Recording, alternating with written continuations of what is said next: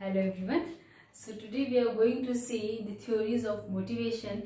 Now in our previous class we have seen what is motivation, their components, types and their various types of motivation. And today we are going to see theories of motivation. In this we are going to discuss today instinct theory of motivation and drive reduction theory of motivation. Now first of all we are going to see instinct theory of motivation. Instinct theory of motivation, it's totally based on your innate biological tendencies activated by your environmental stimuli.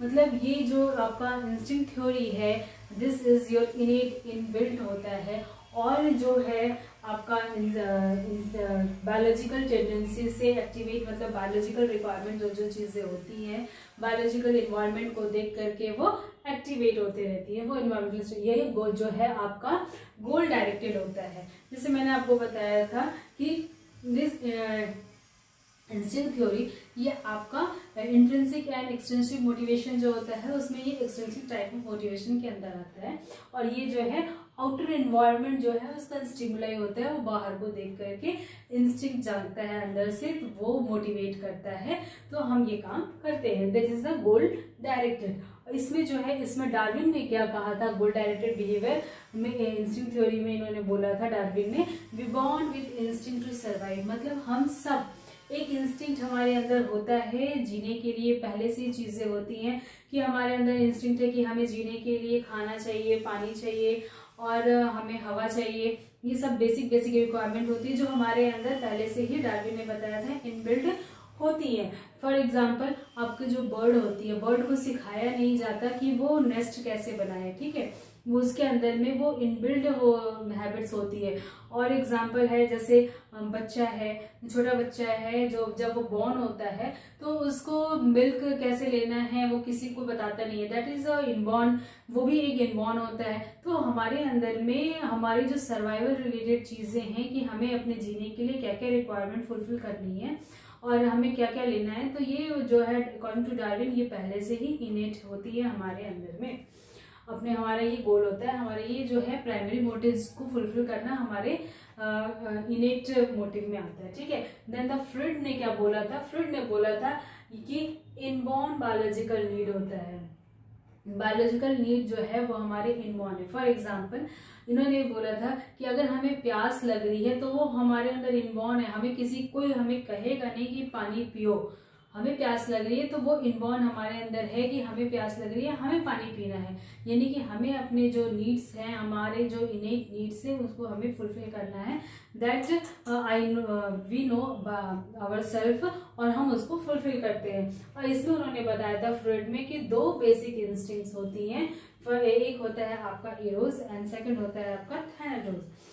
तो Eros जो है वो life extinct होती है, यानी कि वो बताती हैं कि सर्वाइवल ऑफ इंडिविजुअल, एक आदमी को जीने के लिए क्या क्या चीजें चाहिए होती हैं, क्या क्या रिक्वायरमेंट्स होती हैं, वो इरोस फुलफिल करता है। और जहाँ थैनाटोस है वो डेथ इंस्टिंक्ट होती है, वहाँ जहाँ हमें जीने के लिए चीजें चाहिए वहाँ कहीं ना कहीं अकॉर्डिंग टू फ्रूड हमें अंदर में, हमारे अंदर में एक डर भी है कि उस डेथ को लेकर के, तो उससे बचने के लिए हम अगर नहीं खाएंगे तो हम कहीं हमारी डेथ ना हो जाए, हम अगर ये चीज नहीं करेंगे तो हमारे साथ कहीं बुरा ना हो जाए। तो इन सब चीजों को भी देखते हुए हम वो अपनी रिक्वायरमेंट को इनबॉर्न है हमारे अंदर में, हम वो फुलफिल करते हैं अकॉर्डिंग टू फ्रूड।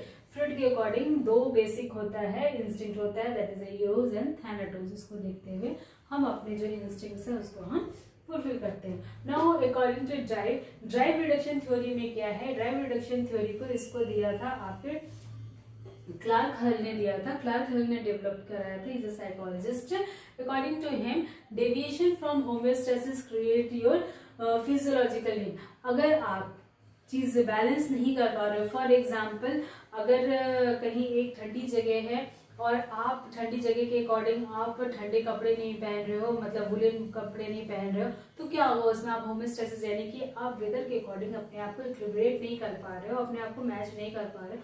तो ऐसे में क्या होगा, डेविएशन फ्रॉम होमियोस्टेसिस आपको क्या होगा, आपको प्रॉब्लम होगी, आपको कहीं ना कहीं एंगर होगा, कहीं ना कहीं आपको एंग्जाइटी होगी या कहीं ना कहीं आप बीमार पड़ोगे। तो उस समय में क्या है, तो जो है आपका फिजियोलॉजिकल नीड, फिर आपको क्या जरूरत पड़ेगी, फिजियोलॉजिकल नीड्स की जरूरत पड़ेगी। फिर आप अपने रिक्वायरमेंट को अपने उसके हिसाब से होमोस्टेसिस करने के लिए फिजियोलॉजिकल नीड्स को फुलफिल करोगे, ठीक है। तो उससे अगर आप होमोस्टेसिस नहीं कर पा रहे तो एंजाइटी हो रही है यहाँ पे।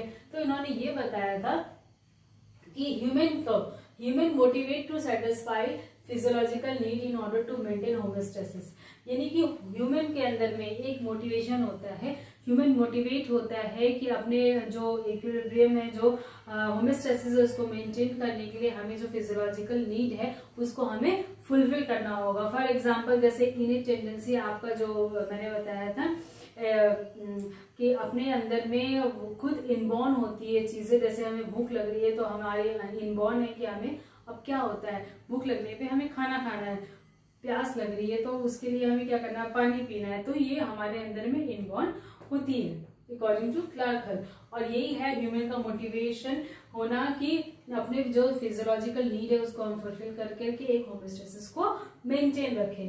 और यहाँ क्या है, biological need to maintain body in a state of balance. अब बायोलॉजिकल नीड जो हमारी बॉडी की है या फिजियोलॉजिकल नीड जो हमारी बॉडी की है उसको हम फुलफिल करके अपने बॉडी को बैलेंस रख सकते हैं, ठीक है। तो ये क्या बताया था, ड्राइव रिडक्शन थ्योरी में यही बताया गया था कि हमें जो है अपने बायोलॉजिकल एंड फिजियोलॉजिकल नीड को कैसे फुलफिल करना है, वो हमारे अंदर की इनेट कैपेसिटी, इनबॉर्न कैपेसिटी है वो, और उसके अकॉर्डिंगली हमें काम करना है और अपनी चीजों को फुलफिल करके एक होमोस्टेसिस, एक इक्विलिब्रियम को मेंटेन करने के लिए ये चीजें जरूरी है।